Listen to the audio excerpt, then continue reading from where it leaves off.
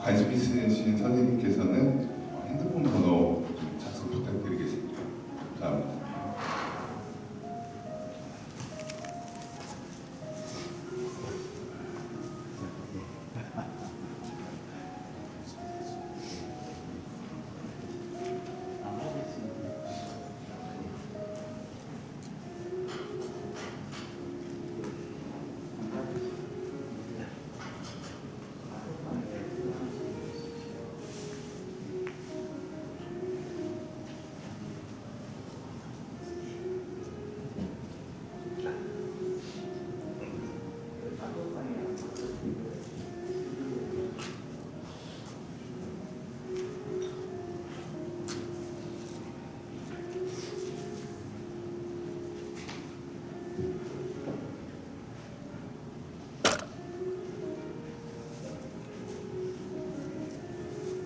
CD도 좀. 예, 내가 줄게. 아, 네. 네, 내가 주고 난 뒤에 네. 남만 내. 아, 네.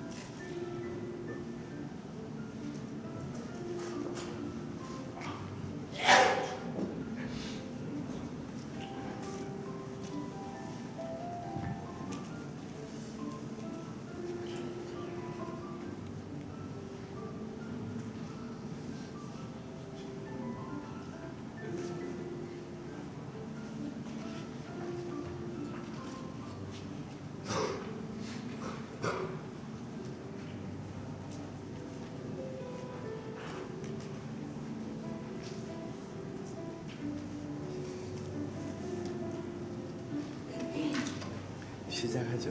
네.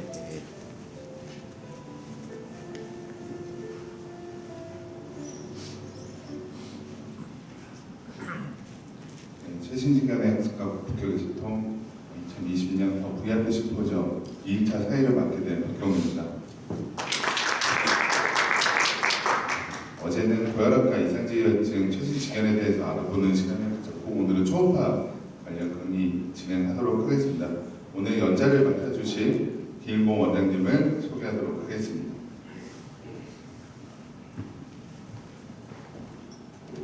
네, 김일봉 원장님은 경북대학교 의과대학 박사 취득하셨고 현재 대한임상초음파학회 자문위원, 서울 메디카 초음파 아카데미 이사장, 김일봉내과 원장님으로 재직 중입니다.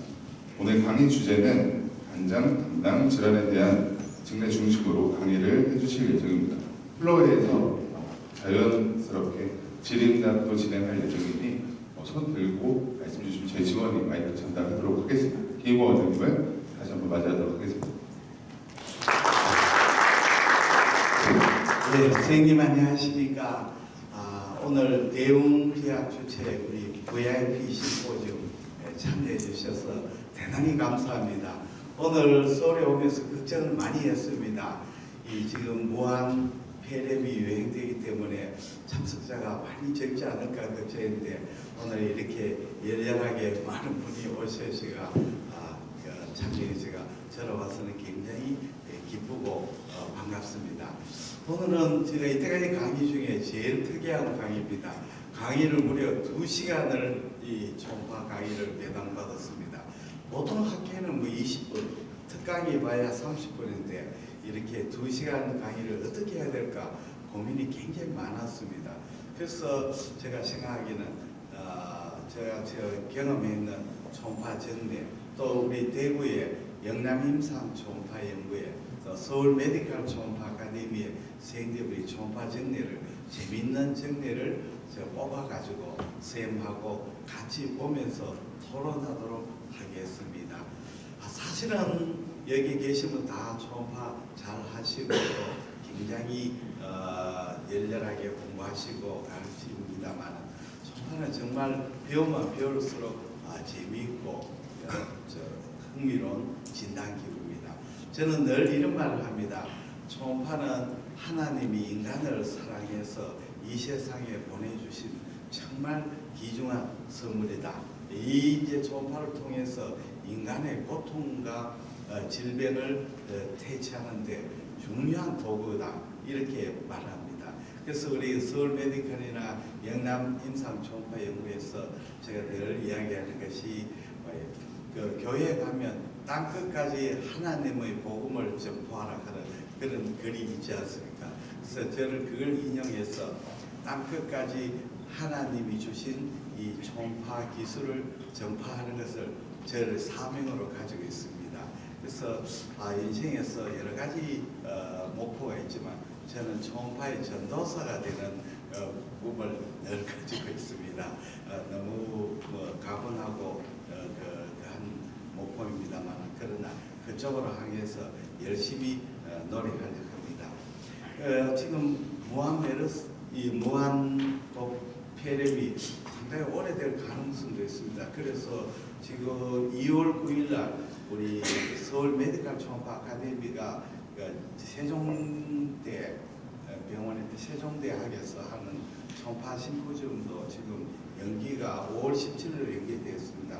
그래서 또 5월 9일 날 신장 초음파 에코 페스티벌도 또 연기되고 그래서 각종 강의가 아마 조금 연기될 가능성이 많습니다. 그렇게 사람들을 대규모로 모여서 하는 이 집회가 점점 힘들어지만 결국은 이 단톡방을 통해서 선생님들과 만날 수밖에 없습니다. 그래서 제가 오늘 여기에 참여하신 분을 단톡방으로 초대하려 합니다. 다른 데 참여하시더라도 여기 또 참여하시면 단톡방에 초대하시면 제가 강의 자료를 매일매일 보내드립니다. 그리고 이 단톡방에 평소에 초음파 하시다가 좀 흥미롭거나 또는 의문이 나는 정리를 그 단톡방에다가 올려주시면 제가 답을 해드립니다. 답이라보다는 코멘트가 되는 거지요. 그렇게 되면 저하고 이 단톡방을 통해서 이렇게 소통을 할 수 있는 것입니다. 참 저는 보면 단톡방만큼 잘 만드는 게 없다고 생각됩니다. 그래서 단톡방을 통해서 우리 정보도 교환하고 토론도 하니까 지식도 늘고 서로 자기가 아는 걸 남한테 전파할 수 있고 남의 지식을 받을 수가 있습니다. 그래서 많이 참여를 해 주시길 바랍니다. 그래서 CD를 제가 50장을 구고 왔는데 오늘 강의 CD 50장 드리겠습니다. 그리고 만약에 못 받으시면은 내가 또 메일로 보내드리거나 또 단톡방에 올려드리겠습니다. 그러면 시작을 하기 전에 저에 대해서 약간 시간도 많기 때문에 소개를 하고 시작하겠습니다. 저는 경북이대를 72년도에 들어가서 7, 8년에 졸업했습니다. 물론 의과대학 마치고 대구 사람이니까 대구 경북이대에서 내과 마쳤습니다. 78년에 83년에 마쳤는 거죠. 83년에서 86년까지는 마산통합병원 해군군의관으로 3년간 마산통합병원하고 진해하고 쪽에 근무를 했습니다. 그리고 제가 이제 내과 4년제 마지막이었습니다. 요즘 지금 내과가 다시 또 4년제에서 제가 마지막에 됐다가 3년제 됐다가 다시 또 4년제 됐다가 3년제로 또 바뀌어가 4년제 수업때 한꺼번에 올려 나와서 아마 좀 펠로나 이런 취업하는데 조금 힘이 되는 것 같습니다. 저도 4년제, 3년제 같이 나와서 그 당시 이제 군대를 마치고 나니까 취업하는데 약간 힘이 들었습니다. 그래서 원래 저 꿈이 여가대학 나오고 난 뒤에 수련 마치고 교수가 되고 싶었는데 여의치 않아가지고 서울의 상도동의 제일병원에 거기에서 2년간 봉직으로 근무했습니다. 그래서 상도동 제일병원은 지금도 있습니다. 장성백이 상거리에서 대림동 쪽으로 가는 오른쪽에 왼쪽에 있습니다. 이 병원에 제가 취업했는데 그 병원에 정말 2년간은 재미있고 좀 좋은 시간이었습니다. 그 당시에 그 병원에 일반외과 과장님이 계셨는데 한양대학병원 외과에서 트레이닝 받으시고 그랬는데 초음파를 할 줄 알았습니다. 그래서 선생님이 초음파 기계를 포탑을 초음파 기계를 가지고 그 당시에는 기계도 원시적인 기계였죠.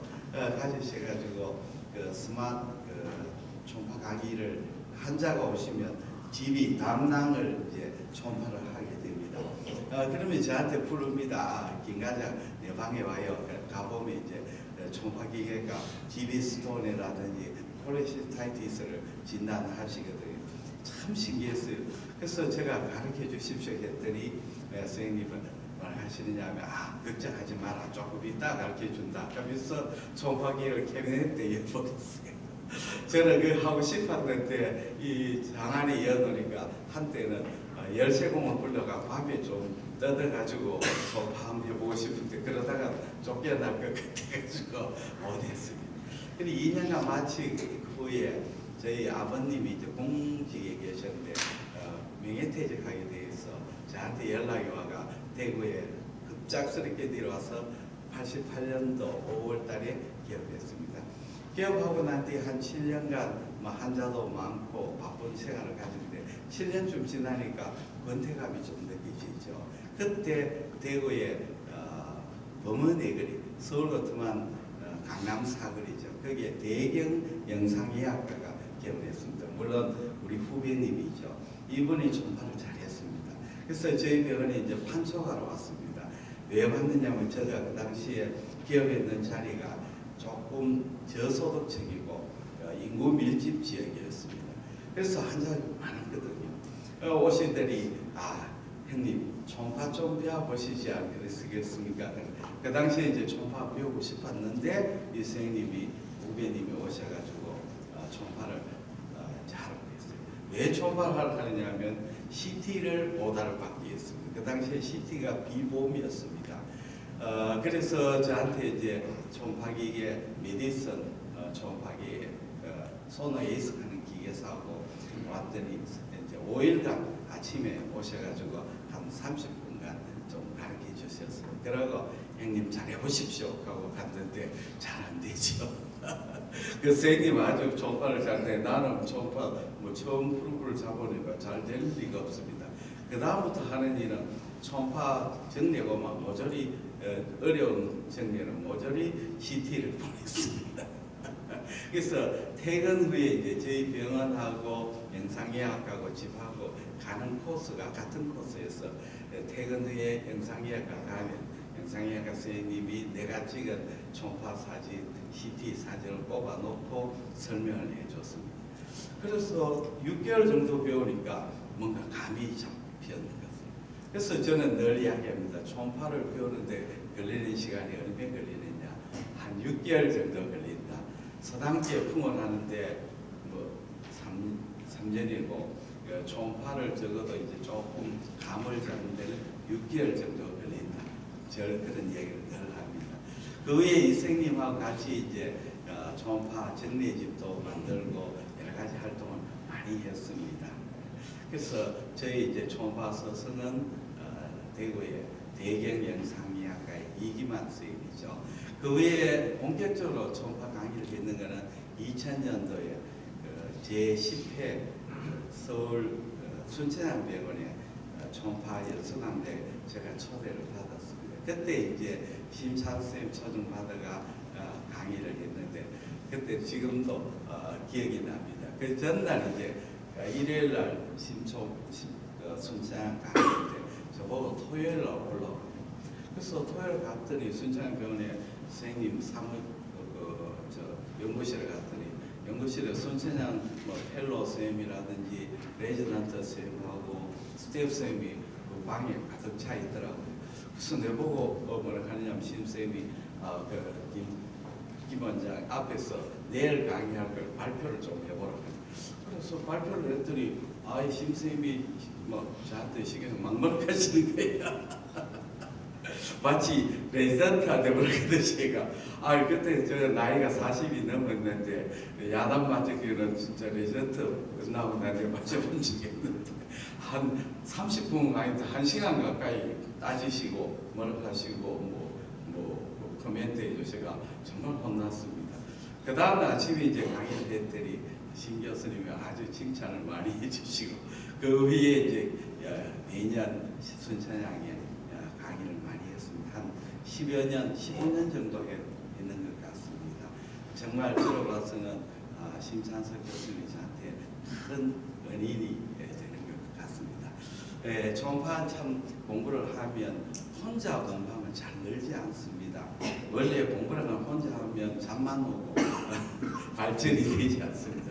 제일 좋은 방법은 자기가 이제 초음파 스터디 그룹을 만들어가 그 스터디 그룹에 들어가셔가지고 같이 토론하고 공부하는 것이 가장 공부가 잘 됩니다. 그래서 오늘 선생님하고 같이 정리를 보면서 또 혹시 의문 나거나 그러면 코멘트도 해주시고 또 여기에 대웅제약 지글이 마이크를 들고 다니니까 서로 이제 의문 나면 손 드시고 해서 저한테 말씀하시고 서로 같이 토론하면 되겠습니다.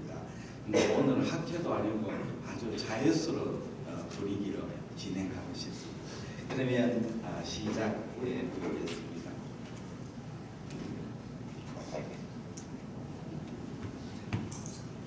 마우스 페이지입니다.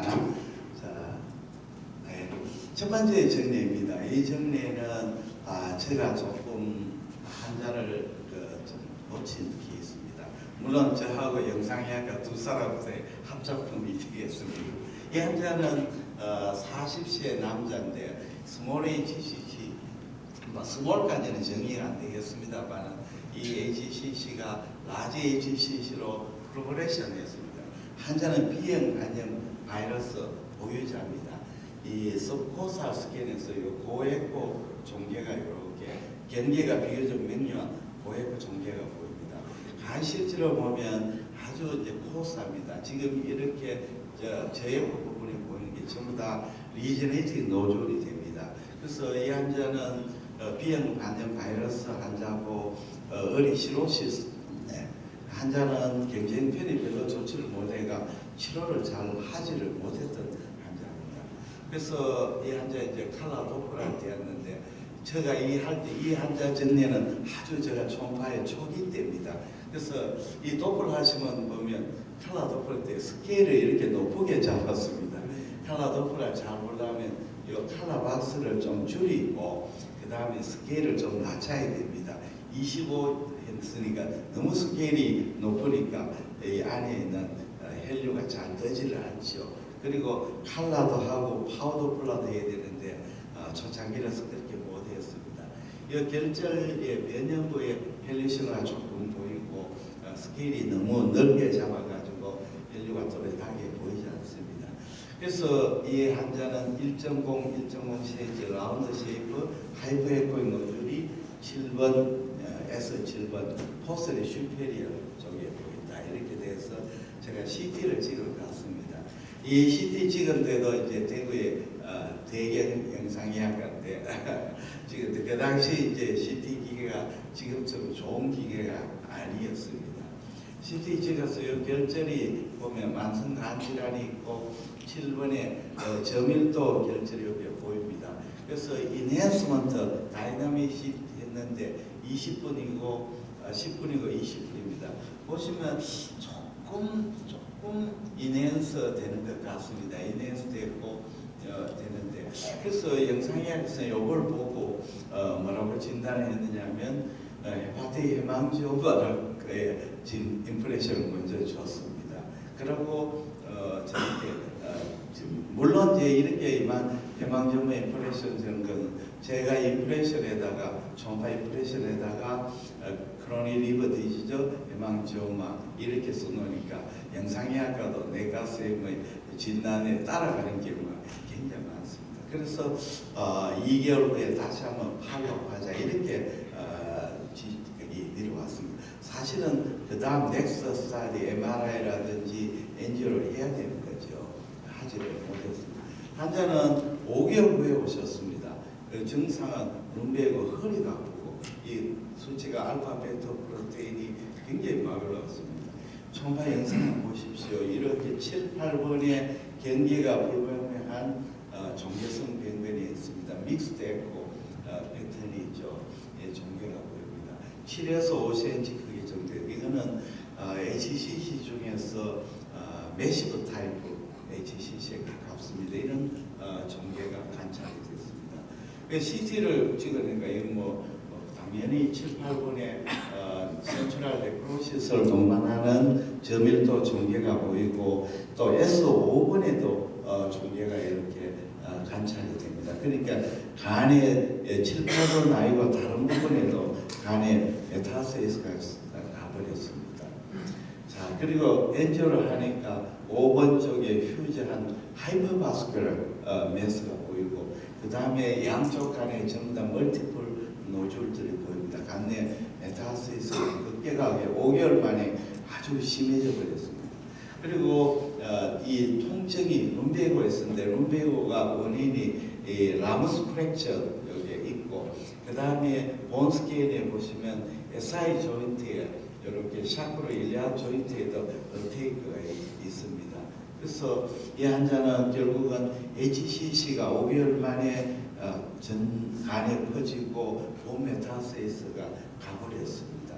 그래서 우리가 이 초음파의 정례는 저를 봐서는 아주 뼈아픈 정례인데 처음에 좀 더 우리가 좀 더 스타디를 하고 처음부터 빨리 해야 되는데 환자의 경쟁배라든지 이런 걸 보고 조금 딜레이드 시키는 저를 봐서는 아주 죄송스럽고 안타까운 정례가 되겠습니다. 그러면 이제 HCC에 대해서 조금 설명을 드리겠습니다. HCC의 발생은 선생님들 다 알다시피 대부분 우리나라에서는 이 만성 간 질환에서 리제네이터 노즐, 로그레이드 디스플라스 노즐, 하이그레이드 디스플라스 노즐, 어리 HCC, 프로그레스 HCC 요 스텝을 밟고 경과를 밟으면서 HCC가 발현합니다. 그래서 HCC에 발현할 때 여러 가지 특징인데 결과는 이런 특징이 있습니다. 처음에 이제 혈관에 원래 간은 듀얼 블러드 스프라이죠. 포탈 베인이 4분의 3, 헤파틱 아트리가 4분의 1을 담당합니다.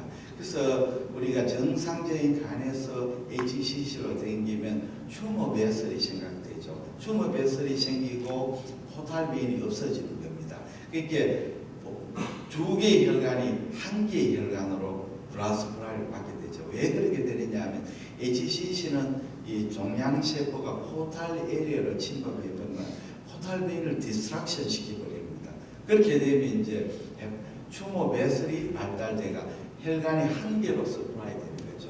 지금 요 그림에서 색깔이 빨갛게 표시해 나는 거는 바로 이제 튜머 베슬의 블라스프라이를 받는다는 뜻입니다. 그래서 여기에 보시면 리제네이티ቭ 노즐에서 로그레이드 디스플라스틱 노즐까지는 튜머 베슬이 없습니다. 그러나 이제 하이그레이드 디스플라스틱 노즐부터는 이 포탈 베인의 블라스프라이가 떨어지고 이 튜머 베슬의 블라스프라이를 받게 됩니다. 이런 식으로 변해됩니다. 그래서 이 중요한 소견에 여기 보시면 네오엔지오제네시스가 점점 심해지고 포탈 베인의 블라프로는 줄어들고 세포의 디프렌시에이션이 이렇게 정상 세포에서 튜머 세포로 바뀌는 거죠. 그리고 셀의 덴시티가 높아집니다. 우리가 종양하고 정상하고 차이점은 종양은 세포의 정식이죠. 세포가 굉장히 정식이 단위 면적의 정상 세포보다 암 세포는 굉장히 밀집대가 정식이 됩니다. 그 다음에 이제 요 보시면 인트라노듈라 팻 체인지가 여기 조금 알아두셔야 됩니다. 왜냐하면 우리가 리저네이트 노즐은 정상 세포죠. 그리고 요 로그레이드는 세포에 ATP아는 있지만도 스트럭처럴 ATP아는 없는 거죠. 그런데 하이그레이드 디스플라스틱 노즐 되면 이거는 이제 충분히 전 단계가 되어버립니다. 그리고 이 하이그레이드 디스플라스틱 노즐의 특징은 이 포탈베인의 블러드 플로우가 줄어듭니다. 그리고 아주 튜머 베슬의 블러드 플로우를 적게 받게 됩니다. 그러면 세포는 어떤 변화를 일으키냐면 이스케믹 스테이트에 빠집니다. 우리가 세포가 이스케믹 스테이트에 빠지면 세포 안에 팻이 어큐뮬레이션 됩니다. 왜냐하면 안에 세포의 팻이 바깥으로 배출을 못하기 때문에 세포 안에 마이크로베시큘라 팻이 어큐뮬레이션 되죠. 그래서 여기 보시면 마이크로베시큘라 팻이 어큐뮬레이션인데 인트라노듈라 팻 체인지가 생기게 되고 어리의 GCC는 특히 좀 팻이 많이 있게 됩니다. 그렇죠. 웰 디프렌시에이티드 어리의 GCC는 팻이 많아집니다. 이런 이제 변화를 가진다는 걸 아시면 나중에 도움이 됩니다. 자, 스몰 HCC, 어리 HCC 용어 개념인데 우리가 HCC의 진단에서는 2cm가 굉장히 중요합니다. 2cm 미만은 스몰 HCC라고 하죠. 2cm 미만에 있는데 됩니다. 그리고 2cm 미만에서도 두 가지를 나눴습니다. 어리 HCC, 그 다음에 스몰 프로그레스드 HCC. 이거는 어떻게 구별을 하냐면 크기가 2cm 미만은 스몰이고 그 다음에 어리 HCC는 2cm 미만의 HCC인데 경계가 불분명합니다. 그러니까 경계가 불분명한 노듈라 타입을 어리 HCC라고 합니다. 그 프로그레스 HCC는 이제 크기는 2cm 미만인데 경계가 분명한 겁니다. 그러니까 어리 HCC는 대부분 웰 디프렌시에이트 HCC인데 스몰 프로그레스 HCC는 좀 더 분화도가 나빠졌습니다. 그렇게 HCC 점점 심해져가 경계가 명료해져 버리는 거죠. 그걸 프로그레스 HCC라고 그렇게 정의를 하게 됩니다. 그러면 우리가 리저네이팅 노즐은 재생결절이죠. 이 화면이 빨리빨리 가네요. 시간 조절을 이걸 해놔버리는 건데 이걸 좀 손을 봐줬으면 좋겠습니다. 리저네이팅 노즐은 세포가 정식하면서 주위에 그 파이브로시스로 이렇게 쌓여지는 것이 리저네이팅 노즐입니다. 크기는 보통 1cm 미만이 되죠. 그러면 우리가 리저네이팅 노즐도 마이크로 노즐이 있고 마크로 노즐이 있지 않습니까? 마이크로 노즐은 우리가 알코올 리버 시로시스나 이런 데 많이 생기는데 크기가 보통 3mm 이하죠. 3mm 이하 되어버리면 우리가 결절로 인식이 되기 어렵습니다. 그러나 이제 우리 바이럴 헤파타이티스 B형 감염에 있는 리버 시로시스에 생기는 그런 마크로 노듈라 리버 시로시스죠. 크기가 보통 3mm 이상이고 5mm 이상 되면 결절로 우리가 인식이 됩니다. 그러면 왜 알코올 리버 시로시스는 마이크로 노듈라 되고 바이럴 헤파타이티스는 마크로 노듈라 리버 시로시스 되는지 이유가 어떠냐면 이게 이제 병리학적으로 설명이 됩니다. 우리가 알코올이나 톡식 헤파타이티스는 리버가 가장 이스케믹 체인지를 받는 것은 센트럴 베인입니다. 왜 그러냐면 리버의 블러드 플로우는 전부 다 포탈 베인이 들어가서 포탈 에리아에서 포탈 베인 헤파틱 아터리가 믹스돼가 사이노소이드로 해가지고 센트럴 베인으로 가지 않습니까? 그렇죠?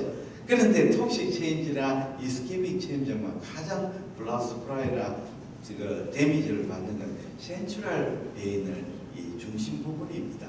그럼 바이럴 헤파타이티스는 어느 부분에서 인플레이션 되냐면 포탈 에리아에 생기죠.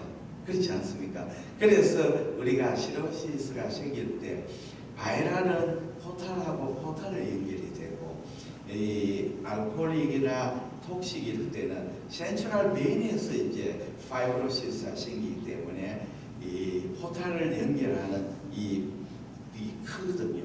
그래서 바이랄은 이 마크로 노듈라, 알코올릭은 마이크로 노듈라. 물론 알코올릭도 어드밴스 되어버리면 마크로 노듈라로 보이게 됩니다. 다음에는 디스플라스틱 노즐입니다. 이 디스플라스틱 노즐은 로우 그레이드, 하이 그레이드로 나눴습니다. 이거 좀 컴퓨터 봐주십시오. 시간을 세팅해가 빨리빨리 움직이는데요. 이제 디스플라스틱 노즐은 대체로 이제 크기가 1cm에서 2cm 사이로 봅니다. 우리가 영상학적으로 초음파로서 이 디스플라스틱 노즐의 로우 그레이드하고 하이 그레이드 구별이 거의 불가능합니다. 불가능. 그러나 이제 우리가 다이나믹 CT나 MR 하면 구별이 됩니다. 어떻게 구별되느냐 하면 로우 그레이드는 우리가 포탈베인이 플라스파라를 받지만 하이 그레이드 되면 포탈베인이 플라스파라가 적고 또 추모 베슬 아트리알 플라스파라도 적게 받게 되거든요. 그래서 포탈 에리어, 헤파틱, 아트리알 페이스, 포탈 페이스 전부 다 플라스파라를 적게 받기 때문에 인핸스가 잘 되지 않습니다. 그리고 하이그레이드 디스플라 노즐은 팻이 어큐레이션 되기 때문에 초음파성으로 고액고 결절로 보이는 경우가 많습니다. 무슨 뜻인지 이해가 되셨죠? 예, 그렇게 해서 구별됩니다. 그래서 하이그레이드에서는 여기 보시면 이 셰프는 크로날 셀입니다. 크론 그런 거 알죠? 한 셰프에서 정식돼가지고 쫙 번식되는 셰프고, 여기에 보시면 하이그레이드는 사이톨로지, 세포적 이행학하고 아키텍처럴 ATP하고 같이 있는 겁니다. 그러나 이제 말리그넌시로 진단이 되지 않는 그런 종양이 됩니다. 여기에 보시면 노 하이퍼바스큘라리티, 아직 튜머 베슬이 발달이 되지 않습니다. 그래서 디스플라스 노즐은 이렇게 크기가 2cm 미만인 고액고 결절로 보이는 경우도 많은데 그렇지 않고 뭐 아이소액고나 제액고 결절로도 보일 수 있습니다. 다음에 이제 그 다음에 여기서 early HCC가 됩니다. 이게 자꾸 빨리 이게 시간 세팅을 어떻게 해제해 주십시오. early HCC는 해부학적으로 well differentiated HCC입니다. 자, 여기 조금 병리를 이야기했는데 우리가 well HCC도 well differentiated HCC 있고 moderate FCC인데 두 개의 차이점은 well differentiated HCC는 이 포탈 베인에서도 플라스파를 받는 경우가 많습니다. 그러나 moderate 이상 되어버리면 포탈 베인에서 플라스파를 받지 않고 헤파틱 아트리에서 플라스파를 받게 됩니다. 그래서 우리가 다이나믹 CT에서 우리 웰 디프레시의 HCC가 진단이 잘 안 되는 수가 많습니다. 그럴 경우에는 할 수 없이 MRI로 진단을 하는 수밖에 없습니다. 그래서 우리가 영상의학적으로 웰 디프레시에이트나 디스플라시 HCC가 감별이 어려울 경우는 결국은 MRI로 진단을 하게 됩니다. 자, 그러면 의뢰HCC는 크기가 2cm 미만이고 결절이고 캡슐이 아직은 없습니다. 없는 이런 종양입니다. 그러면 이제 하이그레이드 디스플라스틱 노즐하고 의뢰HCC의 감별은 어떠냐? 이 결국은 병리학적으로 스트로마에 인베이전 되는 점에 이거 가지고 감별합니다. 그런데 영상의학적으로 감별이 어렵지만 병리학적으로도 감별이 어려운 경우가 많습니다. 일반적으로 이제 T2에서 자꾸 화면이 빨리빨리 넘어가네요. 예, T1에서 이렇게 하이 시그널로 보이고 T2에서는 로우 시그널로 보이고 이게 결국은 다이나믹 인핸스먼트로 우리가 감별을 하게 됩니다. 그러면 이제 early HCC에서 프로그레스 HCC로 진행하면 자꾸 화면이 저절로 가네요. 예, 우리가 어떤 이제 병리학적 소견이 있냐, 팻이 이제 많은 이 early HCC에서 프로그레스 팻이 감소해지고 캡슐이 없던 것이 있어지고 마진이 불분명하게 분명해지고 그 다음에 아키텍처가 호모지니어스해서 헤테로지니어스 해주고 아트랄 페이스에서 히포바스큘라리 하이퍼바스큘라리 돼지고 포탈 페이스가 보시면 이 아이소나 슬라이트리 하이퍼바스큘라에서 워시아웃이 보이는 거죠. 그리고 엔지오 인베이전이 없던 것이 생긴다. 이런 면역적인 특징이 있습니다. 자, 첫 번째 정리는 우리가 HCT에 대해서 선생님하고 같이 공부했습니다. 중간에 의문 나면 질문하셔도 됩니다. 두 번째 정리의 설명을 드리겠습니다. 두 번째는 55세 남자분입니다. 비형 간염 바이러스 HCC인데 디퓨저 타입 HCC입니다. 우리가 HCC는 그 A결의 클래시피케이션에서 세 가지가 있습니다. 첫째는 노듈라 타입, 그 다음에 매시브 타입, 디퓨저 타입이 있습니다. 그래서 노듈라 타입은 이 결절이 HCC 생겨가 점점 팽창성으로 발육하는 것이 노듈라 타입입니다. 그 다음에 매시브 타입은 우리말로 번역하면 괴상형이거든요. 괴상형하면 괴상하다는 뜻이 아니고 덩어리 결절 현상입니다. 이게 매시브 타입은 종양이 포탈베인으로 들어가면서 포탈베인을 따라가 주위 조직으로 퍼지는 거죠. 이게 침륜성 발육을 하는 겁니다. 종양이 발달하는 크게 두 가지 패턴인데 하나는 팽창형이고 하나는 침륜형인데 매시브 타입은 결국 침륜형으로 주위 조직을 파먹어 들어가 가지고 정상 조직하고 종양 조직은 뒤섞이게 되죠. 그렇기 때문에 경계가 어떻게 되고 불분명하게 되는 거죠. 그렇죠. 매시브 타입은 큰 종괴를 형성하고 이 종양의 경계가 불분명하고 내부의 에코는 헤테로지너스하죠. 그 다음에 디퓨저 타입은 어떤 거냐면 종양이 생기면서 포탈베인을 따라가 정간에 쫙 퍼지게 되는 거죠.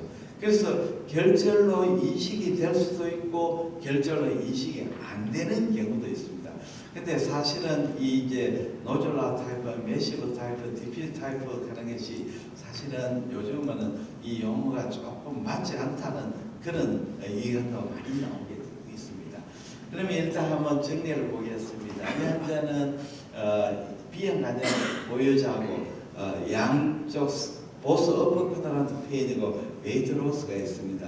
초파상에 보시면 여기에 노듈라리티가 좀 많죠. 우리가 간에 초음파할 때 간의 서페이스가 스무스하냐 노즐하느냐가 굉장히 중요하죠. 결절이 생기면 돌출해가 노듈라리티 보이는데 이 간의 전면보다는 후면 쪽이 노듈라리티가 훨씬 잘 보입니다. 그래서 심화부 종단상에서 이렇게 노듈라리티가 많이 보입니다. 그 다음에 이제 스포살 스캔 보시면 포탈베인이 어떻습니까? 포탈베인 많이 늘어나 있고 포탈베인 안에 에코제닉한 것이 보이죠? 보입니다. 이 종괴가 뚜렷하지 않습니다. 이게 종괴처럼인지 그냥 리버 에코가 코사인지 굉장히 알기가 어렵습니다. 그리고 온라인 스캔에 보시면 이 메인 포탈베인이 굉장히 늘어나 있고 칼라 도플러 보면 메인 포탈베인 헬루시노가 굉장히 높아져 있습니다. 그러면 이걸 보고 이 환자는 크로닉 리버 시로시스고 포탈베인에 튜머 스롬보시스가 있구나. 특히 라이트 포탈베인에 굉장히 튜머 스롬보시스 있고 하이퍼바스큘라 패턴이니까 이 부분이 아마도 디퓨저나 매시브 타입 HCC구나 이렇게 우리가 거꾸로 알 수가 있습니다. 그래서 우리가 다이나믹 CT를 하면 CT상에 당장 나옵니다. 아트랄 페이스에서 포탈베인이 늘어났고 튜머 베슬이 보이고 이렇게 종양이 보이는데 사실은 초음파로 감별이 잘 안 됩니다. 그러면 우리가 이제 디퓨저하게 HCC가 퍼져 있을 때는 어떤 특징이 있느냐? 시로틱 리브에서 아이소에코인으로 보이는 결절로 보이는 경우도 많다. 우리가 초음파는 우리가 음량의 대조로서 관찰되는데 아이소에코 결절이 되면 우리 병변으로 인식이 되지 않죠. 그래서 모든 병변이 초음파에서 아이소에코는 병변으로 인식이 어렵다는 점을 아셔야 됩니다. 그리고 이제 HCC의 진단의 프로가 이 혈관의 디스토션이나 혈관의 변형으로 우리가 진단의 크루가 되는 수가 많고, 도플러에서는 이 abnormal 배설, 튜머 배설이 보이고 포탈 베인 스롬보시스가 관찰되고, 그리고 포탈 비너스 스롬보시스 에트리얼 플로우가 보인다. 이거는 이제 튜머 배설이 되는 거죠. 그러면 포탈 베인 스롬보시스하고 우리가 하이퍼 코아귤빌리티, 이 우리가 이제 혈류의 코아귤레이션이 높아지는 상태, 또 우리가 포탈 베인이 리버 시로시스의 포탈 하이퍼텐션이 아주 심해지면 블러드 플로우가 굉장히 잘 들어가지 않죠. 그 포탈 베인의 블러드 플로우가 잘 가지 않으면 포탈 베인 안에 스롬바이가 생기게 됩니다. 이걸 블렌드 스롬바이라 하죠. 그러면 HCCN 포탈 베인 스롬보시스하고 리버 시로시스나 하이퍼코아귤레이트의 블렌드 스롬바이 감별은 어떻게 하느냐? 보통 이제 세 가지 관점입니다. 튜머 스롬보시스에서는 포탈 베인이 굉장히 딜라테이션 됩니다. 이 튜머가 들어가가 확장이 되는 거죠. 그러나 이제 리버 시로시스의 블렌드 스롬바이는 포탈 베인이 그렇게 확장이 되지 않습니다. 중요한 것은 우리가 하나 도플러를 하면 이 포탈 베인의 튜머 스롬바시 안에 혈류 신호가 보이죠. 튜머 배설이 보이나, 여기에 블렌드 스롬바에서는 이 안에 스롬바에는 혈류 신호가 보이지 않고 바깥쪽에 이렇게 남아있는 포탈 베인 루멘의 혈류가 간신히 보이는 정도죠. 그 다음에 이제 포탈 베인의 튜머 스롬에서 인접한 부분에 HCC를 관찰할 수가 있죠. 그리고 여기에 튜머 배설에를 보면 동맥혈임을 알 수가 있습니다. 이런 입니다. 우리가 초음파 검사를 할 때 포탈 베인을 따라서 검사하는 것은 굉장히 중요합니다. 우리가 포탈 베인을 따라하는 것은 첫째는 우리 리버의 세그멘트는 포탈 베인을 보고 결정하죠. 그 다음에 두 번째는 포탈 베인이 갑자기 늘어나거나 갑자기 크다되면 이거는 리버 시로시스 아닌 다른 병이 있을 가능성을 반드시 생각해야 됩니다. 그래서 초음파를 할 때 포탈 베인을 따라가 끝까지 추적하는 것을 절대로 잊으면 안 됩니다. 두 번째 정리. 두 번째 정리까지 질문 없습니까? 예, 나중에 또 질문 시간 따로 드리겠습니다. 세 번째 정리입니다. 빌리어리 하마토마입니다. 하마토마는 가오증이라고 합니다. 우리가 발생학적으로 정상적인 조직이 이렇게 생기는데 그 조직이 없어지지 않고 남아있는 거죠. 45세 여자분입니다.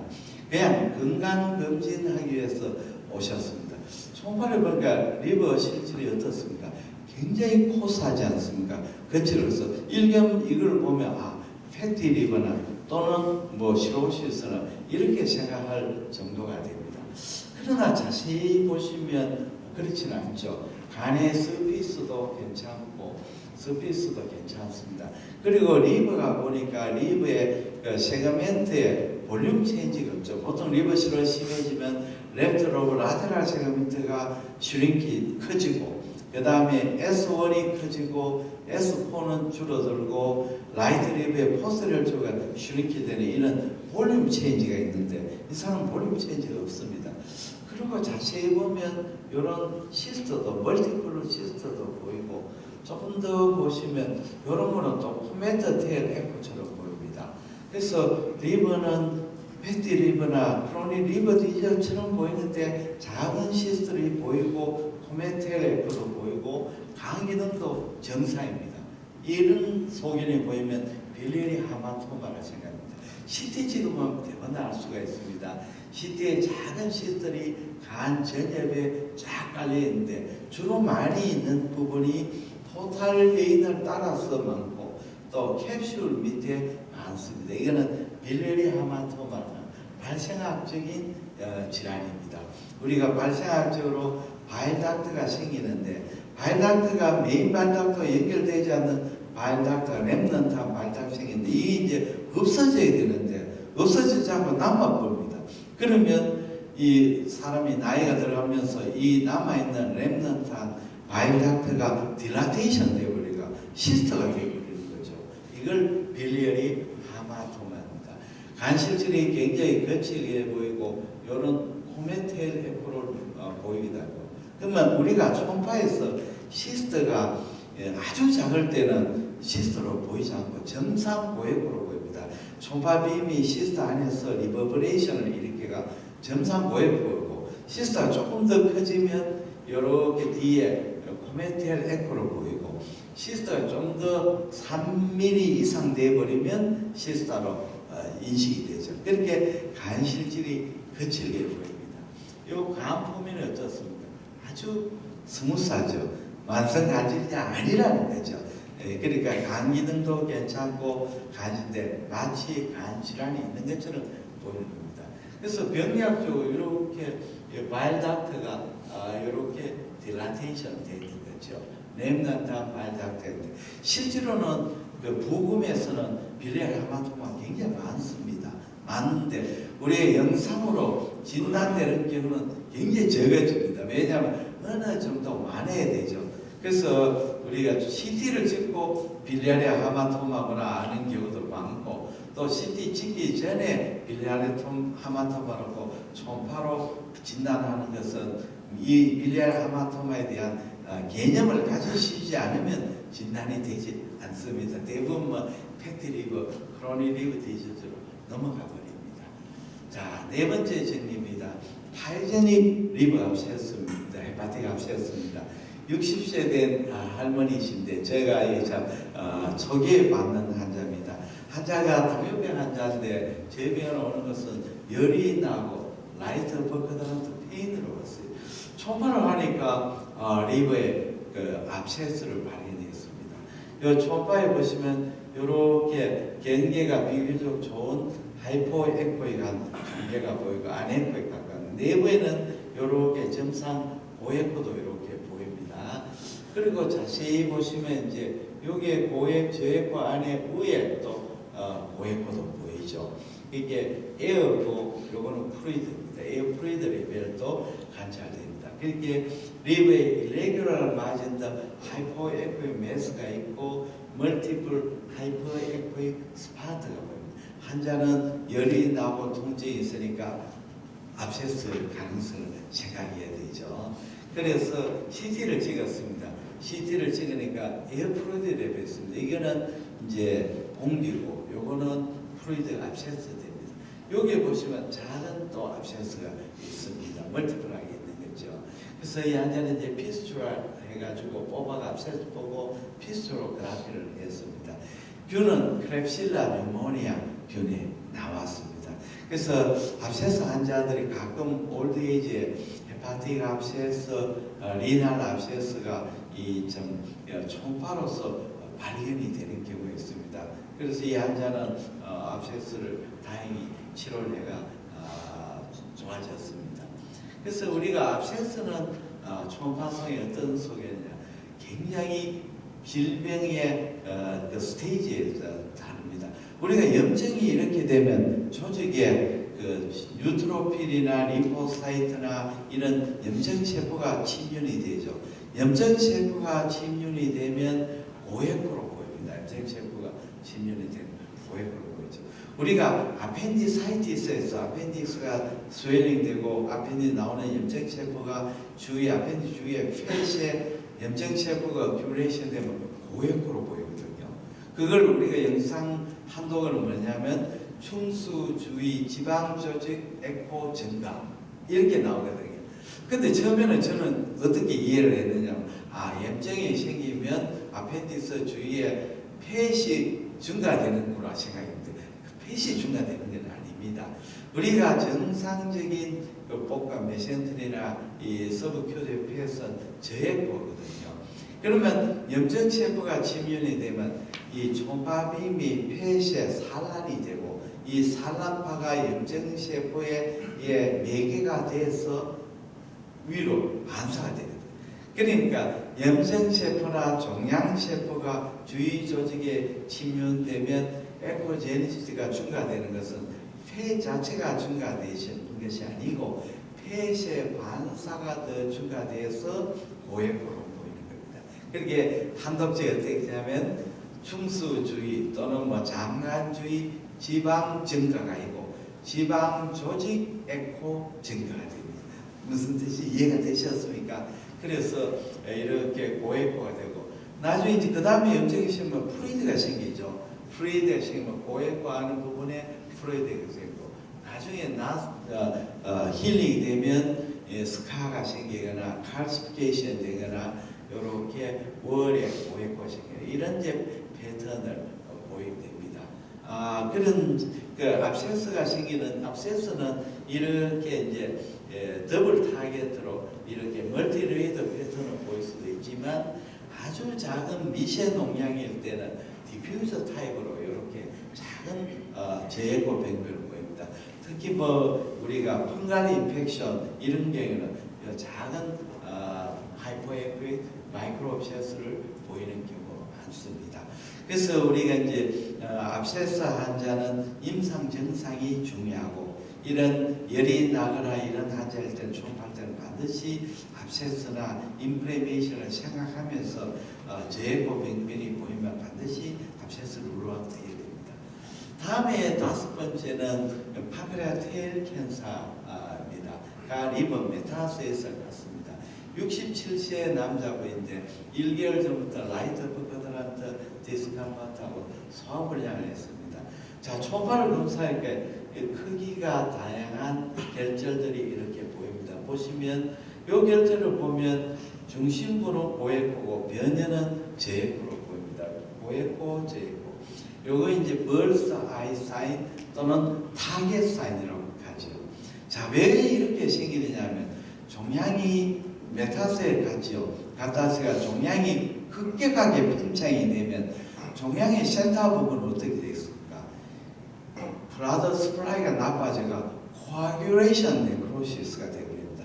코아귤레이션 되어버리면 응고결석 되면 이렇게 고에코로 코아귤레이션 되고 요 변연의 저에코 부분은 무엇이냐면 종양세포가 정식된 부분입니다. 종양세포가 정식되면 초음파가 통과가 좋기 때문에 저에코가 되고 코아귤레이션 되는 부분은 에코제니시 됩니다. 또 코아귤레이션 센터 부분에 리케펙션 네크로시스 되면 무에코가 되죠. 이렇게 관찰이 됩니다. 그러니까 우리가 HCC에서 메타세이즈에 있어서 타겟 사인, 벌스 아이 사인이 보인다는 것은 무엇을 의미하느냐면 이 종양이 레피드 그로잉 한다는 뜻입니다. 우리가 HCC에 헤일로가 있죠. 그러니까 HCC 주위에 저에코대가 생기는 것은 이거는 종양이 팽창성 발육을 해가 주위 조직을 컴프레션 해가 슈도 캡슐을 만드는 거죠. 그러니까 HCC에 캡슐이 생긴다는 것은 이 종양이 슬로우 그로잉, 팽창성 슬로우 그로잉, 레피드 그로잉 하면 헬로가 생기지 않죠.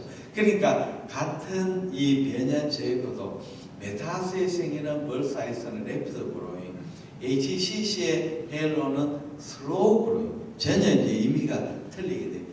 그래서 이 환자가 이제 어떻게 생기는가 조사를 했습니다. 쭉 조사하는데 프라이머리 포커스를 찾지를 못했습니다. 판크레아스 헤드 부분, 바디 부분 봤고 판크레아 내하고 운시네트를 봤는데 거기에도 종양이 없었습니다. 그래서 못 찾아서 CT를 찍었습니다. CT를 찍었더니 요 메타스의 병변이 있고 판크레아 테일에 병변이 있습니다. 그 당시에 제가 이 초기에 했는 정리인데 판크레아 테일을 꼼꼼하게 보지를 보였습니다. 이 정도 끄면 우리가 환자를 라이트 라트를 할 때 굽히스 해가지고 스크린을 윈도우에 관찰했으면 아마 판크레아스 테일 캔서를 발견했을 겁니다. 예. 그러면 메타세이스가 초음파상에서는 어떻게 보이느냐가 문제인데 우리가 이제 전이성 간암은 이 에코가 일정하지 않습니다. 아이소 에코일 수도 있고 저에코일 수도 있고 고에코일 수도 있고 시스티가 있고 칼슘계 다양한 패턴이 보입니다. 원 질환이 어떤 질환에 따라서 패턴이 됩니다. 그래서 뭐 제일 문제가 되는 게 이 아이소 에코인 메타스 이거는 우리가 병변을 알 수가 없는 거죠. 그러나 이제 병변을 알 수 있는 크루는 우리가 혈관을 컴프레션하거나 또는 이제 바일닥트를 옵스트럭션 시켜야 바일닥트가 딜라테이션 결절 자체는 모르지만 결절에서 주위에 이제 컴프레션이나 벌기나 또는 이 아이소코 결절의 센터 부분에 네크로시스가 생기는 거 이렇게 되면 알 수가 있습니다. 그 다음에 하이퍼에코 결절은 주로 소화관에서 많이 생기죠. 이런 하이퍼에코 특히 뮤신을 많이 분비하는 종양 이런 거는 하이퍼에코익한 결절로 보이게 됩니다. 다음에는 이런 하이퍼에코 결절 이런 경우는 이제 우리가 하이포에코 결절은 대부분 메타세에서는 저에코 결절 메타세가 많습니다. 그래서 주로 이제 하이포게 멀티플로 보이고 이렇게 저에코 다양한 크기의 저에코 결절로 보입니다. 보이죠? 이 하이포에코 결절들입니다. 메타. 자, 그러면 우리가 헬로에 대해서 좀 설명을 드리겠습니다. 우리가 이제 헬로가 보면 메타세이스 헬로가 두껍고 그 다음에 HCC의 헬로가 얇다 이렇게 있는데 사실은 두껍다 얇다는 굉장히 객관적인 소견이 아니고 주관적인 판단이죠. 그러면 이렇게 생각하시면 됩니다. 우리가 헬로가 생기려면 적어도 HCC는 2cm 이상이 돼야 됩니다. 아주 뭐 작을 때 1.5cm도 헬로가 생기지만 HCC가 헬로가 생기려면 2cm를 넘어야 됩니다. 일반. 근데 메타세스에서 벌사이 사이나 타겟 사이는 1cm 미만에서도 생길 수가 있습니다. 그래서 선생님들이 이렇게 생각하십니다. 헬로가 보일 때 크기가 종괴의 크기가 1cm 내지 1.5cm에서 헬로가 보일 때는 이거는 HCC보다는 메타세스를 생각이 됩니다. 그렇게 생각하시면 감별에 도움이 됩니다. 시스틱 메타세스는 크게 이제 두 가지 원인이 있습니다. 결절 자체가 시스틱 디제네이션을 일으키는 거 있고 원발 변소가 시스틱 병변이 있습니다. 예를 들자면 우리가 시스틱 메스의 대표적인 뮤시너스 시스틱 카시노마, 판크레아스나 오바리나 이런 데 생기는 시스틱 종양은 리브에 와서도 똑같이 원발 병소하고 똑같은 남성 병변을 만들게 되죠. 그렇지 않고 또 이제 우리가 뭐 스퀘머셀 캔서라든지 이런 좀 종양들은 리브에 메타가 가지고 커지면 시스틱 디제네이션을 일으켜가 센터 부분에 시스틱 디제네이션을 일으켜버립니다. 그래서 우리가 초음파를 볼 때 이 남성 병변을 볼 때는 요것만 봐서는 안 됩니다. 반드시 주위에 이 솔리드 포션이 있는지를 확인을 해야 되죠. 시스트만 보면 안 되고 시스트에 인접해 솔리드 병변이 있는지를 반드시 봐야 됩니다. 벌사이즈 사인, 타겟 사인 조금 전에 설명을 드렸습니다만 여기 보시면 요게 고에코 부분이고 변연의 저에코 부분 요거는 정식된 종양세포고 센터 부분에 여기 아네코 부분은 리케펙션 네크로시스를 말하는 겁니다. 벌사이즈는 타겟 사인이죠. 네. 다음에 이제 칼시파이드 메타세이스는 이 튜만의 무신이라든지 네크로시스에 의해서 이렇게 칼시피케이션이 생깁니다. 이제 리버 파트는 마치고 다음부터는 GB 파트로 넘어가겠습니다. 넘어가기 전에 질문 하나 받겠습니다. 선생님 질문 아무 질문 하셔도 됩니다. 질문 없으면 선생님 한 분을 좀 제일 앞에 제일 열심히 되시는 선생님 질문 하나 하시죠. 아무 질문 해도 됩니다. 생각난 대로 질문해 주십시오. 마이크 주십시오. 뭐든지 됩니다. 괜찮습니다. 뭐든지 하십시오. 저는 개인 의원에서 이제 검증을 하는데 예. 항상 솔직히 저 초음파를 하기는 하는데 예. 좀 솔직히 가장 두려운 거라면 개원 입장에서 HCC를 놓치는 게 예. 가장 두려운 네. 소송 문제도 의료소송 문제도 그렇죠. 있을 수 있고 그래서 항상 이제 알파베토를 나가기는 하는데 예. 이 알파베토를 어디까지 믿어야 되며 또 제 간혹 이제 뭐 제가 보기 별거 없는 것 같은데 알파베토가 살짝 뭐 이제 7까지 정상 번호 7, 8 이 정도 나오는 분들 계시는데 네. 초음파는 정상 특별히 뭐 메스나 이런 어그노마 파인딩 보이진 않는데 그런 경우에는 좀 바로 시트를 한번 찍어보는 게 좋은 건지 아니면은 뭐 이런 쭉 쇼팔로폰에서 봐도 되는지 알파벳도가 좀 그리고 이 보호 문제도 좀 걸리기는 하는데 이 알파벳도가 이게 꼭뭐 HBV나 CV 같은 하이리스크는 되지만 또 우리가 스크린 같은 과정에서도 어떻게 해야 될지 좀 예, 아주 좋은 질문입니다. 제가 대답하겠습니다. 사실 우리가 의사가 이제 초음파할 때 초음파 처음 시작하면은 이게 HCC를 놓치는 인간이 제일 두려움입니다. 다음에 또 하시면 파크레아스도 마찬가지거든요. 우리가 파크레아스 리버, HCC하고 파크레아 캔서 놓치는 두려움이 있습니다. 그래서 첫째는 이렇게 해야 됩니다. 우리가 초음파를 할 때 이것이 이제 그 비형 간염이냐, 시형 간염이냐, 알코올이 리버 디지즈냐, 이 이제 언더라이닝 그 히스토리가 첫째 중요합니다. 그래서 우리가 바이럴 막 그 보유자나 또는 크로닉 리버 디지즈는 초음파를 할 때는 정신을 집중해가 해야 됩니다. 정신을 하고 제 첫째는 클리니컬 히스토리를 숙지하고 검사를 해야 됩니다. 두 번째 그 환자의 그 전에 처음 자기가 보는 환자일 때 그 전에 차트를 반드시 한번 봐야 됩니다.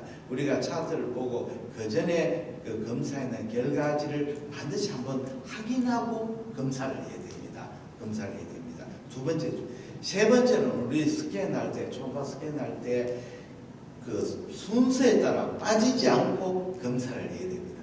거기 이제 초음파 영상을 획득하는데 보통 보험에서 12영상이지만 상고보지만 사실은 보기에 부족합니다. 제가 28영상을 만들었는데 나중에 선생님 단톡방에 28영상을 보내드릴게요. 그 자기가 그 순서에 따라 그 세그멘트를 빠지지 않고 봐야 됩니다. 여기까지는 기본. 그 다음에 중요한 건 아까 말씀드렸던 초음파를 볼 때 포탈빈을 따라봐야 됩니다. 그냥 보는 게 아니고 리버의 각 세그멘트는 포탈빈을 따라서 확인해요. 왜 중요하냐면 리버 안에 HCC인데 디퓨저 타입이나 메시브 타입은 HCC 종괴가 안 보이고 포탈빈 추모스롬보시스나 또는 포탈빈이 으브랍하게 끊어지거나 딜라테이션 되가 그래서 비로소 포탈빈을 확인해야 됩니다. 그 다음에 우리가 이제 종괴가 의심되는 종괴가 발현할 때 반드시 환자한테 이야기를 해야 됩니다. 자, 우리가 이제 일반적으로 초음파에서는 1cm 정도만 되면 결절이 나오는데 CT를 찍어보면 1cm 결절이 전혀 벽면이 안 보여요. 왜냐하면 초음파의 결절을 찾아내는 데 오히려 CT보다 나은 점이 있습니다. 그럴 때는 우리가 차트에다 기록을 해야 됩니다. 어떻게 기록해야 되냐면 내가 1cm, 2cm 결절이 발견되면 초음파의 세그멘트 어떤 부위에 결절이 나왔다, 보였다고 차트에 반드시 기록하고 환자한테 다음에 이제 CT를 찍거나 조금 의심이 되면 CT, MR 찍어야 됩니다. CT 찍어야 되고 CT 찍고 난 뒤에 가령 그 결절이 뭐 리제네이티브 노즐이나 또는 디스플라스틱 노즐인데 로우 그레이드나 이렇게 나오면 환자한테 팔로우를 지킬 때 조심해야 될 것 같습니다. 그냥 다음에 3개월 후에 검사하십시오 하면 환자들이 3개월 안 옵니다. 어떻게 해야 되느냐면 오늘이 2월 1일 아닙니까? 2월 2일이죠. 5월 2일에 오십시오 하고 차트에 날짜를 딱 적어 주십시오. 5월 2일에 오십시오. 네, 이렇게 안 그러면 4월 2일에 오십시오. 그렇게 환자들은 듣고 싶은 것만 듣고 보고 싶은 것만 봅니다. 오라 그러면 환자들 나중에 와서 하는 말은 언제 선생님이 오시라 했습니까? 괜찮았다고 했지 않습니까? 그런데 대학병원에 가봤더니 선생님은 괜찮다고 했는데 HCC가 큰 HCC가 있다고 하는데 어떻게 된 겁니까? 아이 아저씨 그 2달 후에 오라고 내가 했는데 그 왜 안 오셨습니까? 언제 했습니까? 이렇게 하거든요. 반드시 날짜를 적어 주십시오. 적어 주고 위치를 딱 적어 놔야 됩니다. 그렇게 팔로우하게 됩니다. 그리고 조금이라도 의심될 때는 CT를 찍어야 됩니다. 그리고 우리가 종괴를 볼 때는 리버를 볼 때는 정신을 집중해가지고 보셔야 됩니다. 자꾸 노력하면 결국은 자주 보게 됩니다. 믿음이 강하면 점점 안 보이는 것도 보이게 됩니다. 예, 다음에 또 진행하겠습니다. 다음에는 급성제 담낭염입니다. 82세 남자분인데 하루 동안에 라이트 코드한테 페인이 왔습니다. 초음파를 해보니까 GB가 디스텐션되고 슬러지가 있습니다. GB 월이 두꺼워져 있습니다. 자, 여기에 보시면 바이오 슬러지도 있고 이 슬러지 안에 스톤도 작은 스톤이 막 깔려 있습니다. 그리고 이 GB 내강에 이런 고액고 종계가 있는데 저는 이걸 보고 이제 슬러지 볼로 생각했습니다. 여기도 콜레시스타이티스 오고 이 안에 스몰 스톤이 있고 슬러지 있고 그 다음에 슬러지 볼이구나 이렇게 생각을 했습니다. 예, 그래서 이 환자로 OP를 했고 변이 진단에서는 어떻게 나왔냐면 여기도 콜레시스타이트고 슬러지 볼로 생각한 것이 폴리포이드 메스 GB 캔서였습니다. 파피러리 타입의 파피러리 타입의 이제 종양이에요. 그게 GB 캔서 플러스 어큐트 콜레시스타이티스. 뭐 어떻게 보면 환자는 다행히 생기죠. 콜레시스타이 안 생겼으면 GB 캔서로 위험했을 건데 다행히 콜레시스타이티스 때문에 GB 캔서를 일찍 발견됐습니다. 자, 그러면 급성 담낭염의 초음파 속에는 우리가 GB의 시스틱 닥트나 GB 내에 임팩트 스톤이 있고 그 다음에 머피 사인 우리가 초음파로서 담낭 부분을 컴프레션하면 통증을 호소하죠. 사실은 머피 사인이라고 하는 것은 우리가 환자를 GB에 대해 가지고 숨을 크게 들이쉬면 GB가 밑으로 내려오면서 텐더니스를 호소한다. 이런 게 이제 머피 사인인데 초음파에서 머피 사인은 그냥 종대된 초음파 부분에 프로브를 대면 압통을 호소한다. 그 다음에 GB 월이 두꺼워진다. 그 다음에 GB 루멘 디스텐션 됐다. 그 다음에 루멘에 GB 루멘에 퍼스가 생기면 에코가 증가된다. 그 다음에 주위에 페리시스틱, 콜레시스틱 프루이드, 담낭 주위에 액체가 저리된다. 칼라 도플러에 GB 월이 이제 혈류 신호가 증가된다. 이런 게 있는데 사실은 이게 없는 수도 있습니다. 그렇게 우리가 담낭염 중에서 어큐트 콜레시스타이티스에는 이런 소견이 있지만 요즘은 환자들 중에서 보면 어큐트 크로닉 콜레시스타이티스라는 조직 빈단이 나옵니다. 그러니까 평소에 크로닉 콜레시스타이티스 있다가 어큐트 인플레메이션이 생기거든요. 이런 현상이 생기면 어떤 일이 생기냐면 GB볼이 별로 안 두꺼워질 수도 있습니다. 그 다음에 GB 루멘이 별로 디스텐션 안 될 수도 있습니다. 그 다음에 GB 루멘의 퍼스가 별로 없을 수도 있고 그 다음에 페리콜레시스의 플루이드 콜렉션이 별로 없을 수도 있고 칼라 도플러의 플루이드가 혈류 신호가 증가가 안 보이는 경우도 있습니다. 그렇죠?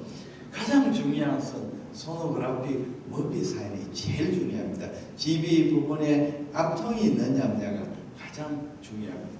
그 다음에 스톤이 없을 수도 있죠. 에이칼큘러스 콜레시스타이트 경우는 또 스톤이 없는 콜레시스타이티스도 있을 수가 있습니다. 그리고 GB 원리 시크닝 될 때는 이 굉장히 우리가 머피 사인이 있을 때는 어큐트 콜레시스타이티스를 의심하지만 그렇지 않고 네거티브일 때는 다양한 원인이 있습니다. GB 월 시크닝에 콜레시스타이티스 있을 수 있고 GB 캔서, 아데노마이마토시스, 리버시로스 헤파타이티스, 컨제스티브 라이트 하트 페일리어, 리날 페일리어, 판크레타이티스, 하이퍼알루미늄 이런 여러 가지 원인으로서도 GB 월이 두꺼워질 수가 있습니다. 그래서 임상 소견하고 잘 맞춰야 됩니다. 그래서 이렇게 이제 크로닉 콜레시스에서 유니폼하게 GB 월이 두꺼워져 있고 이렇게 아사이티스 할 때는 이렇게 GB 월 센터 부분에 하이퍼에코익 존이 보일 수 있고 또는 갱그리너스 콜레스는 GB는 디스텐션 안 되고 GB 안에 주위에 프루이드가 주위에 보이고 오히려 GB가 클랩스 될 수도 있습니다. 그래서 여러 가지를 봐야 됩니다. 에이칼큘러 콜레스타이티스는 우리가 수술했거나 심한 외상을 받았거나 우리가 입원했는 환자에서 담낭의 일이 컨트랙션이 아주 나빠지고 담낭의 벽에 블라스프라이가 나빠집니다. 그래서 담낭 안에 담즙이 응고되거나 이런 것에서 막히거나 담낭벽에 이 블라스프라이 나빠지고 이렇게 해서 콜레시스타이트가 생기는 것이 에이칼쿠리오스 콜레스인데 이거는 굉장히 진행이 빠르기 때문에 빨리 치료를 해야 됩니다. 그 다음에 컴플리케이션으로서는 우리가 GB 엠파이마나 갱그런스 콜레시스타이티스, 엠피세마스 콜레시스타이티스, 헤모라직 콜레시스타이티스 퍼포레이션이 있습니다. 자, 저는 이제 옛날에 굉장히 궁금했는 게 있었습니다. 우리가 CBD 스톤을 하게 되면 ESD를 해가지고 그 엠프라 파타를 잘라내죠. 그래 되면 우리가 두오데듐에 있는 여러 가지 액체라든지 두오데듐액이 거꾸로 CBD로 올라갈 수 있지 않습니까? 그렇죠. 스핑다가. 그러면 콜란자이티스나 이 균이 올라가가지고 콜란자이티스나 리버 압세스가 생길 수가 있는데 왜 ES를 했는데 하고 난 환자가 콜란자이티스나 리버 압세스나 이런 것이 잘 안 생길까요? 좀 이상하지 않습니까? 근데 가만히 생각해보니까 이유가 있습니다. 왜냐하면 우리 리버에서는 바이를 만들어내는데 바이를 컨티뉴스하게 바이를 만들어내죠. 그래서 바일 닥터에서 계속해서 바일이 줄줄 늘어오기 때문에 어센딩 인펙션이 잘 안 일어나는 거죠. 우리가 그 겨울철에 그 수도관 동파를 방지하는 방법은 수도관에 물이 조금씩 흘러나오면 수도관이 얼지 않지 않습니까? 우리가 ESD에서 하고도 인펙션 안 되기는 바일 주스가 계속 이루어지기 때문에 그러면 모큐토 콜레시스타이티스도 좀 이해가 안 됐어요. 모큐토 콜레시스타이티스 시스틱 닥터나 GB 4개 스톤이 꽉 박히면 GB가 콜랩스 돼야 되는데 왜 GB가 디스텐션 될까요? 좀 이상하지 않습니까? 그렇죠? 위에서 바일 닥터에서 바일 주스가 쭉 내려가 GB로 들어가는데 스톤이 꽉 막아 있는데 그거는 왜냐하면 우리가 시스틱 닥터는 원웨이 발브거든요. 이 돌이 딱 박히면 우리의 바일 주스는 GB로 들어가는 거는 들어가는데 나오지는 못하거든요. 그래서 GB가 디스텐션 되는 거죠. 별로 믿음이 없어가 안 믿는 것 같습니다. 자꾸 믿어야 됩니다. 믿지 않으면. 그러면 슈퍼레스 콜레티타이스 엠파이어가 생기는 거고 갱그레너스 콜레시타이스, 엠피시마스 콜레시타이티스입니다. 엠피시마스 콜레시타이스는 우리가 그 GB 내강에 가스가 생기기나 또는 GB 월에 가스가 생긴데 원래 가스는 처음에 내강에 생겼다가 그 다음에 더 진행되면 GB 월에 가스가 생기게 됩니다. 그렇게 되면 이제 굉장히 중독한 상태가 됩니다. 그래서 엠피세마 콜레시스타이티스는 아주 심각한 병이고 빨리 치료를 해야 됩니다. GB 퍼포레이션은 우리가 담낭에서 블라스프라이가 가장 나쁜 부분은 어디냐? 푼두스 부분이거든요. 그래서 푼두스 부분에 퍼포레이션이 콜레시스타이티스 잘 생깁니다. 자, GB 퍼포레이션 요거 보면 GB 퍼포레이션이 되면 GB가 클랩스 되는 수가 많고 또 GB 주위에 압세스가 생기고 총파에서 이렇게 디스랍션 된 부분이 관찰이 되는 수도 있습니다. 이거는 운이 좋아야 보이는 겁니다. 다음에 이제 조금 어려운 걸 하겠습니다. GB 아데노마이오마토시스 담낭 승근 종증이라는 병이 있습니다. 굉장히 흔합니다. 요즘은 총파를 하다 보면 굉장히 많이 보이는데 담낭벽이 두꺼워지면 솔직히 진단이 어려운 것이 크로닉 콜레시스타이티스냐 GB 아데노마이오마토시스냐 GB 캔서냐 이 세 개가 가면 우리 임상의사가 가장 머리가 아픈 부분입니다. 여기에 대해서 설명을 하겠습니다. 이 환자 22세 젊은 사람입니다. 3주 전부터 라이트 부터입니다. 자, GB를 보니까 GB가 이렇게 월이 제너라이즈드하게 두꺼워져 있습니다. GB 월이 두꺼워져 있습니다. 자세히 보니까 GB 월 안에 이렇게 멀티플 에코제닉 스파트 보입니다. 이 초음파 소견을 보면 대부분 쌤들은 GB 디퓨저 타입 GB 아데노마이마토시스로 진단이 뭐 퍼스트 임프레션이 들어가고 그 다음에 크로닉 콜레시다이티스가 들어갑니다. 저도 그랬어요. CT를 찍었으니까 CT에서 찍은 영상의학과 선생님도 판독을 디퓨저 GB월 시크닝이 있고 GB월의 컨트라스트 인핸스가 됐다. GB 아데노마이마토시스 진단을 줬습니다. 그래서 환자가 원해가지고 이제 수술을 했습니다. 수술을 하니까 수술 진단명은 크로닉 콜레시다이티스. GB 아데노마이마토스 아니고 크로닉 콜레시다이티스입니다. GB 아데노마이마토스가 진단하면 로키탄스키 에이숍 사이너스가 많이 정식이 되어 있죠.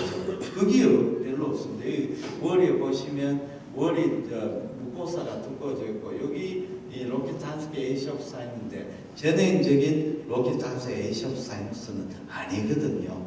그러니까 진단을 크로닉 콜레시스타이티스로 진단을 줬습니다. 사실은 크로닉 콜레시스타이티스도 한 베리언트가 GB 아데노마이마토시스입니다. 그러니까 만성 담낭염의 한 아형이 GB 아데노마이마토시스입니다. 그러면 우리 크로닉 콜레시스타이티스 먼저 설명하고 그 다음에 GB 아데노마이마토시스에 대해서 설명해 드리겠습니다. 우리가 이제 만성 담낭염도 크게 네 가지가 있습니다. 첫째는 우리가 클래식한 우리가 일반적으로 말하는 크로닉 콜레시스타이티스는 GB월이 두꺼워져 있고 스톤을 동반하는 경우. 두 번째는 이제 GB 내에 완전히 스톤이 꽉 차가 있는 경우가 있죠. 월 에코 섀도우를 보이는 WS 사인을 보이는 이런 이제 크로닉 콜레시스타이티스. 그다음 포스라인 GB를 해가지고 우리 GB 월에 칼시피케이션이 생기는 독이양 담낭. 그 다음에 드물지만 잔토그라뇰로마토스 콜레시스타이티스, 항색 유과정성 담낭염. 요거는 이제 GB 캔서하고 감별이 굉장히 어려운 특이한 만성 담낭염입니다. 그래서 보통 일반적으로 담낭염은 이제 크로닉 콜레시스타이티스에서는 처음부터 크로닉 콜레시스타이티스에서 진행하는 것도 있고 어큐트가 자꾸 되풀이 되면서 크로닉이 되는 경우도 있습니다. 그래서 처음에는 GB월만 두꺼워져 있고 내감은 정상이다가 차차차차 오래되면 내감도 줄어들고 GB월도 두꺼워지고 안에 GB 스톤을 동반하는 경우가 많습니다.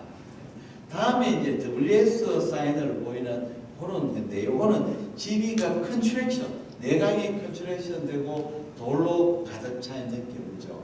여기에 보면 담낭백이 있고 여기에 돌에 의한 스톤에 의한 에코가 있고 섀도우가 있고 이 담낭백과 이 스톤 사이에 여기에는 담낭의 루멘에 바일이 차 있습니다. 그래서 WS가는 월, 에코, 섀도우 이렇게 이야기를 합니다. 이렇게 있는데 이제 담낭이 컨트랙션 되고 스톤으로 가득 차 있는 이런 이제 만성 담낭염이 되겠습니다.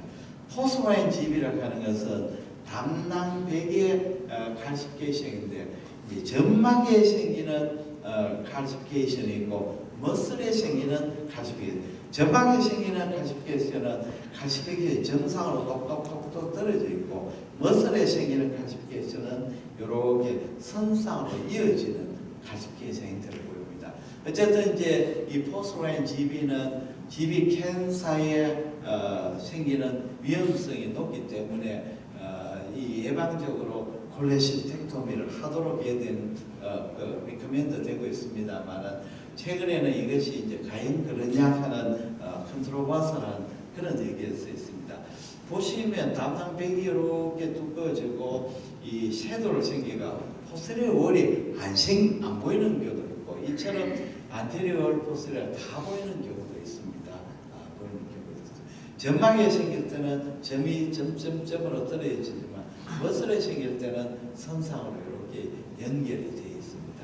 잔토그라뇰로마 콜레시스타이티스는 이거는 설명을 해드리면요. 이제 담낭의 압이 높아지면, 담낭압이 높아지면, 담낭백이 이제 무코사 중에서 저항이 약한 부분으로 무코사가 안으로 인바지네이션 됩니다. 인바지네이션 대가 그것이 확장이 되면 그걸 로키탄스키 에이시 오브 사이너스죠.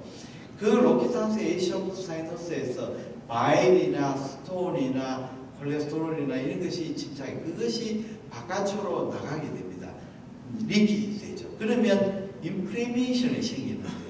이 인플레이션이 이제 생기면 우리 몸에서 담담의 히스토사이트나 이런 것이 와가 이걸 처리를 해줘야 되는데 이걸 잘 처리를 못 해주고 크로닉 그 인플레이션으로 되게 되면 이게 담낭백에 이렇게 멀티플하게 저해코로 이렇게 담낭백에 뱅뱅이 두꺼워지는 저해코 결절이나 이런 띠가 보이게 됩니다. 그리고 이 로켓 여기에서 염증이 생기면 이 염증 부분에서 럽처돼 가지고 리버로 또 인플레이션이 갈 수도 있고 또 경우에 따른 잔토그람 콜레스테롤에서 GB 캔서가 생길 수도 있고 이게 또 장간하고 여기에 럽처돼가 인테스트하고 피스츄라를 만들 수 있다 이런 병입니다. 사실은 잔토그람에서는 초음파나 영상으로 진단이 안 되고 거의 다 수술로서 진단이 됩니다. 이렇게 이제 항시의 유가종이 생기게 됩니다. 결국은 인플레이션 중에서 이제 어큐트 인플레이션도 아니고 그렇다고 크로닉도 아니고 완전 크로닉도 아니고 조금 서브 아큐트 인플레이션이 생기는데 대체로 이제 노령이거나 우리 몸의 임융 메커니즘이 좀 떨어져 있는 사람 이런 사람들한테 잘 생기도록 되어 있습니다. 다음에 이제 크로닉 콜레시스타이스인데 푼두스에 생기는 지비아데노마이마토시스로 오인하는 증입니다. 33세 남자입니다. 여기에 2개월 전에 에피가스리티스 겁니다. 초음파 보면 이 지비의 푼두스 부분에 고액고 병변이 이렇게 보입니다. 그래서 지비월도 좀 두꺼워져 있고 여기에 지비 푼두스에 도줄라 병변이 있어가 푼달 타입 지비 아데노 마이마토시스로 의심을 했습니다. 그래서 CT를 찍었습니다. CT를 찍으니까 지비월이 두꺼워져 있고 여기에 푼두스 부분인데 푼두스 부분에 노줄라 메스 같은 것이 있다. 그래서 이제 진단을 어떻게 했냐면 포칼 노줄라 월 시크닝 인 지비 푼두스 해놓고 룰아웃 포칼 지비 아데노마이마토시스 이렇게 이제 진단을 붙여줬습니다. 사실은 우리 임상의학사가 영상의학한테 CT나 MR을 볼 때 가장 이상적인 것은 영상 소견을 쫙 적어주고 그 다음에 가장 확률이 높은 진단면을 딱 박아주고 그 다음에 확률이 높은 순서로 진단면 한 2개 내지 3개만 딱 적어주면 가장 이상적이죠. 그러면 우리가 임상의사가 이 영상의학과 선생님한테 보내는 의의가 있죠.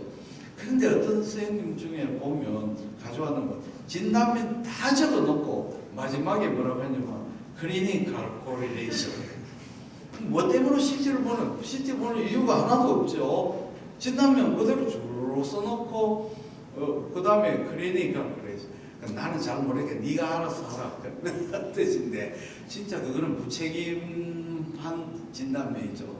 우리가 영상의학에서 책임을 지라는 건 절대 아니죠.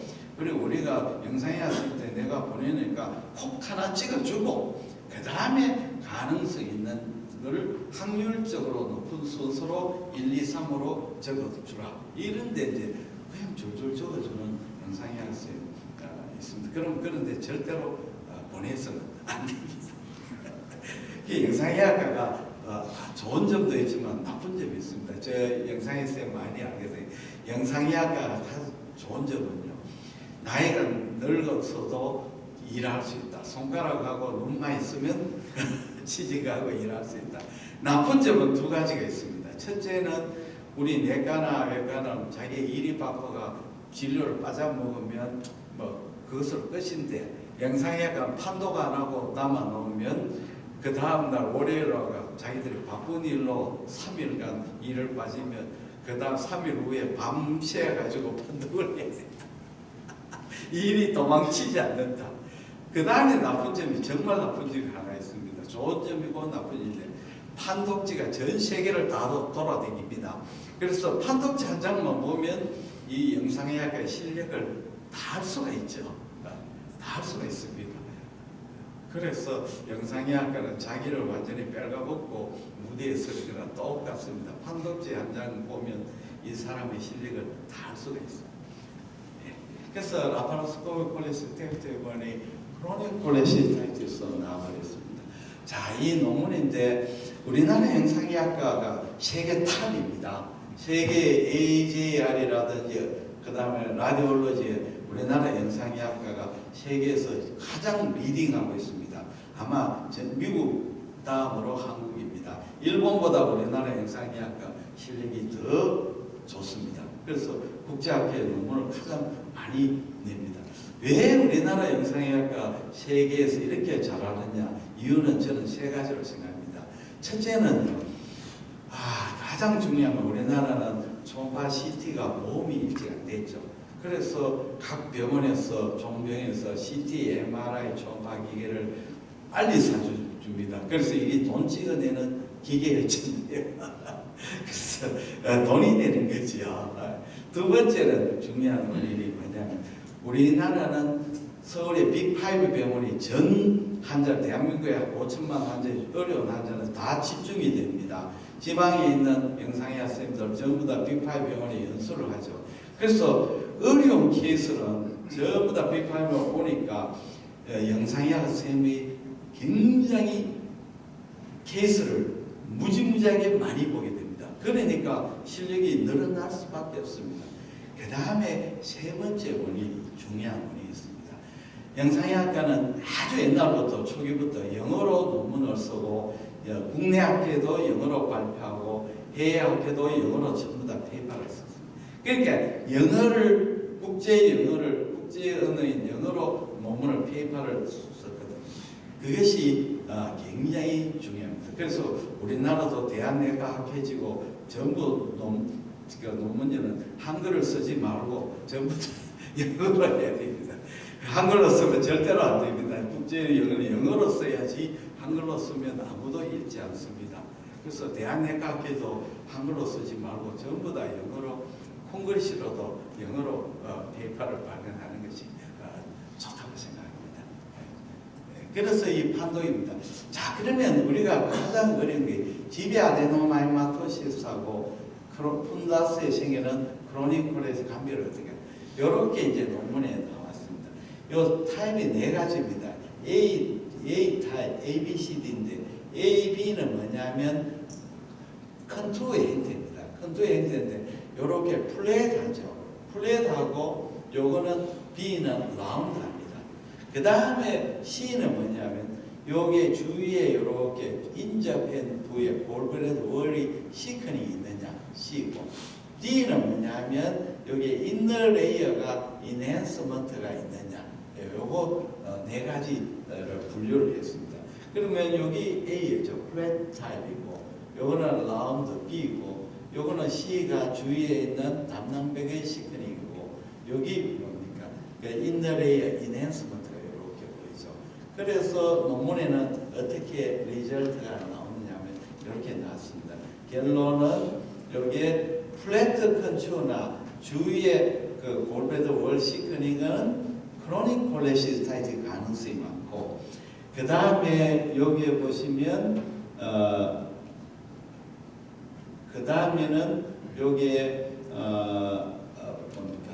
오발 형태거나 인더레이어 인핸스먼트는 여기에는, 그리고 내부에 인트라 리전이나 시스트 리전이 있을 때는 아데노마이마토시스 가능성이 높다. 그러면 다시 설명하면 이렇게 플래시거나 주위에 월시커닝 동반되는 크로닉 콜레시스타이티스, 여기에 라운드하거나 인너레이어 인핸스먼트가 있거나 또는 여기 안에 시스틱 병변이 있을 때는 로키탄스키 에이시옵 사이너스니까 지비 아데노마이마토시스다 가능성이 높다. 이렇게 이제 CT로 감별 포인트가 되겠습니다. 다음에는 지비 아데노마이마토시스 크로닉 콜레시스타이트 동반 정리입니다. 총파상에 보시면 여기 어떻습니까? 라운드하죠. 라운드하고 한 형태고, 여기 또 지비 월이 이렇게 페인트 시커닝이 보입니다.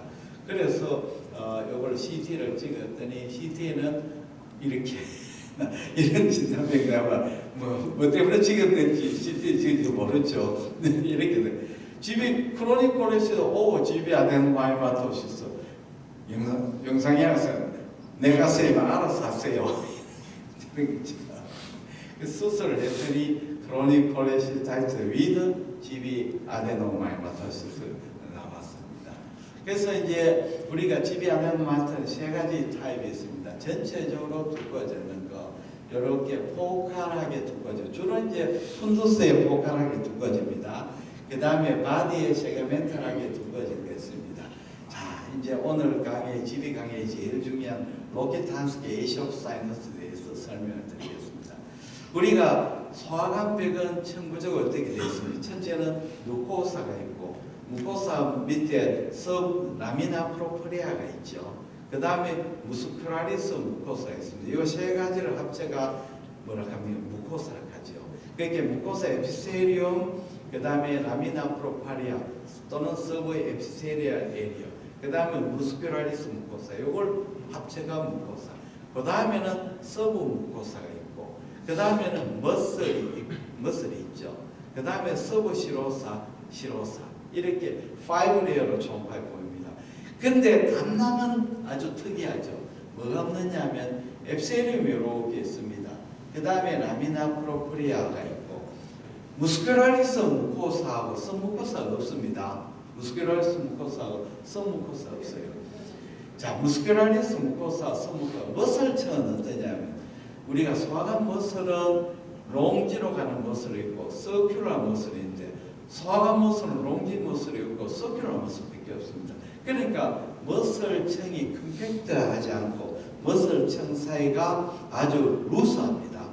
자, 소화관 담낭 안에 압이 올라가면 앱세리움이 이렇게 쑥 안으로 머슬층까지 들어옵니다.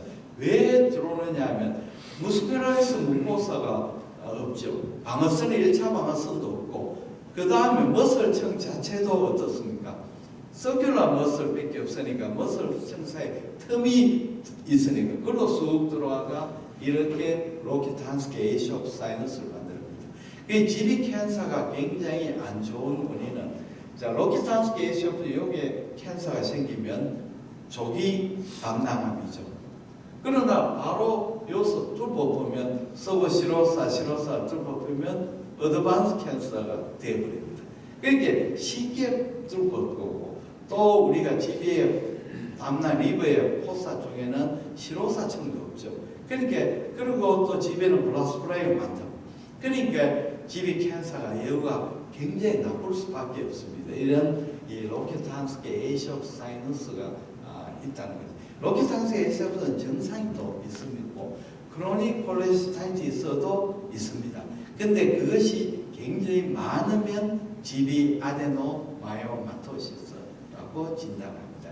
그러니까 우리가 조직에서 현미경에서 한 시야에 몇 개 이상 이런 크라이테리아가 있습니다. 네. 그럼 이 집이 아데노마이오마토시스가 생기면 이렇게 베개 생기면 어떤 영상은 아주 작을 때는 정상 고했고, 이것이 안에 콜레스테롤 크리스탈이나 이 생기면 거기에서 링다운 코메테가 되고, 상당히 크지면 어떻게 됩니까?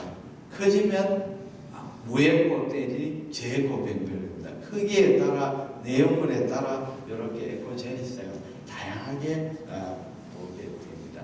그런 식으로 코메텔 에코로 보일 수도 있고, 크면 저에코로도 보일 수 있고, 정상 고에코로도 보일 수가 있습니다. 이렇게 보면 이 칼라 도플 할 때 하면 트윙클링 아스펙트가 이렇게 관찰이 됩니다. 집이 아데노마이오마토시스 중에서 이 푼달 타입이가 제일 많습니다. 푼달 타입이 있고, 그 다음에 이렇게 세그멘탈 타입이 있습니다. 세그멘탈에서 타입으로 이렇게 바디에서 안으로 돌출을 있는 이런 트라이앵귤러 쉐이프를 보이는 수도 있습니다. 다음에는 이제 집이 캔서하고 잠시 휴식을 가지겠습니다. 우리가 집이 캔서가 참 예후가 나쁜 종양입니다. 진단할 때는 거의 다 좀 퍼져가 있는 상태가 되죠. 70세 남자입니다. 집이 캔서 환자인데 GV 내강을 가득 차는 캔서입니다. 웨이트로스하고 소화불량 3개월 전부터 여기 GV인데 GV가 이렇게 폴디드 GV가 되는데 이 GV 안에 메스로 꽉 차가 있습니다. 그리고 이쪽은 메스가 없는 GV 내강입니다. 내강을 가득 채우는 GV 룸한테는 헤테로지너스한 에코제닉 메스가 보이고 있습니다. 그래서 이 GV, 이게 전부 GV 캔서입니다. 지금 림프노드도 메타스테이스를 갖고 있는 캔서입니다. 그래서 GV 캔서는 우리가 초음파상에서 세 가지로 나눴습니다.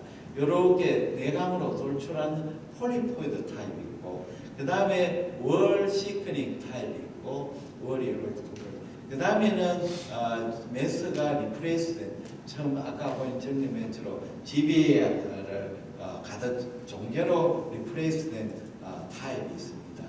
그 다음에 GV 캔서 중에서 조금 드문 GV 캔서입니다만 아데노스퀘머스 카시노마 있습니다. GV 캔서 아데노 캔서인데 스퀘머스하고 아데노는 같이 있는데 예후가 좋지 않습니다. 63세 남자인데 2010년 3월에 초음파에서는 GV가 괜찮은데 9월에 팔로브에서는 이렇게 메스가 이렇게 보여요. 폴리포드 메스가 보입니다. 그래서 이 환자는 CT 찍고 수술해서 아데노스퀘머스 카시노마로 진단이 되었습니다. 그래서 이런 이제 좀 드문 GV 캔서인데 예후가 나쁘고 빨리 됩니다. 그래서 GV 캔서의 타입이 아까 세 가지 타입이 있는데 메스 리프레이싱 GV 캔서. GV 안에 종괴로 가득 차버리고 이 종괴 안에 스톤도 보입니다.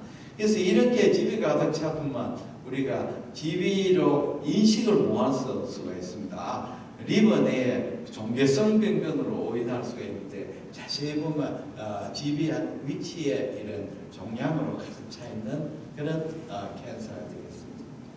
그 다음에 인트라루미널 폴리포이드 메스가 있는 경우인데 이거는 이제 대체로 웰 디프렌시에이트가 많습니다. 그리고 칼라 도플러의 헬루시노가 보이는 경우도 많습니다. 이거는 예후가 비교적 양호한 그런 종양이 됩니다. 그리고 대체로 이제 GV 캔서하고 폴립하고 하고 감별은 대체로 폴립은 스톡이 있죠. 그러나 이 GV 캔서나 아데노마트는 베이스가 브로드 베이스로 보이는 경우가 많습니다. 제일 어려운 게 이제 시크월 타입이죠. GV 월이 두꺼워졌는데 GV 캔서가 생기는 이거는 GV 아데노마이마토시스하고 그 다음에 크로닉 콜레시스타이스 GV 캔서 감별이 잘 되지를 않습니다. 감별이 굉장히 어렵습니다. 그래서 결국은 여러 가지를 봐야 됩니다. 결국 GV 월이 두꺼워지는 부분이 조금 일레귤러하고 또 두꺼워진 부분에서 밑으로 그 담낭백으로 침현상이 의심되거나 또는 올드에이지거나 또는 그 돌출했는 병인이 브로드 베이스거나 이렇게 여러 가지를 보죠. 결국은 답이 없습니다. 물론 EUS를 하게 되면 좀 더 진단이 됩니다만 EUS에도 진단이 안 되는 경우가 굉장히 많습니다. 그래서 우리가 환자를 볼 때 크로닉 나이가 드신 분의 크로닉 GV 월이 두꺼워지면 과연 이것이 크로닉 콜레스타이티스, GV 아데노마이마토시스, GV 캔서 이 세 가지 가지고 끊임없는 고민을 하게 되는데 가급적이면 환자 끌어놓으면 처음에 올 때는 반드시 CT를 찍고 CT에서 애매할 때는 EUS를 찍고 검사를 해야 됩니다. 그 다음에 필요하면 MR 해가지고 겁내요. 그 다음에는 이제 팔로업을 시키는데 팔로업 할 때는 올드에이지 때는 반드시 지금은 크로닉 콜레스타이티스지만 GV 캔서가 생길 수도 있다. 이렇게 환자한테 워닝 내지 조금 예후에 대해서 이야기를 해줘야 됩니다. 그렇게 해주면 환자들 중에서 굉장히 너브스한 사람은 콜레시스텍토미 하겠다고 하시는 분도 있거든요. 네.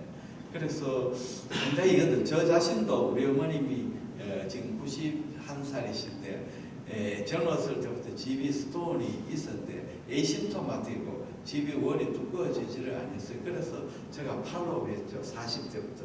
팔로우 했는데 매년 뭐 팔로우 했는데 괜찮았다가 한 3년 정도 팔로우 안 하시고 안 하셨어요. 나도 한 12여 년간 되니까 뭐니도 안 하시려고 하다가 하니까 집이 원이 두꺼워졌어요.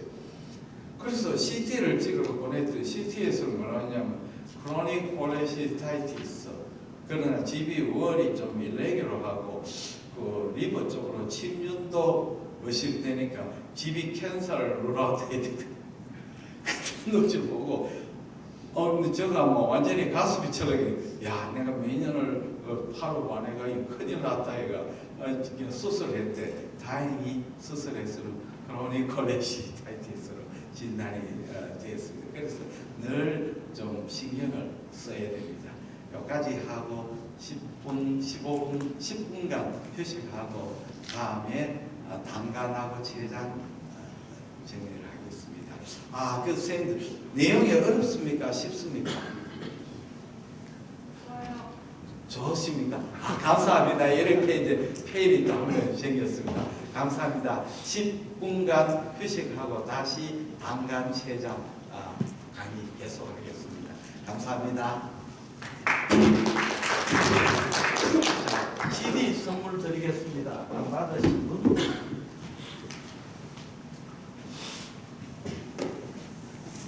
자, CD입니다. 오늘 강의 내용 다 상세하게 다 들어있습니다. 뒤에 더 들어가 있습니다.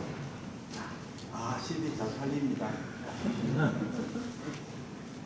모자리 만드는데 강의가 예, 강의 내용 더 들었어요.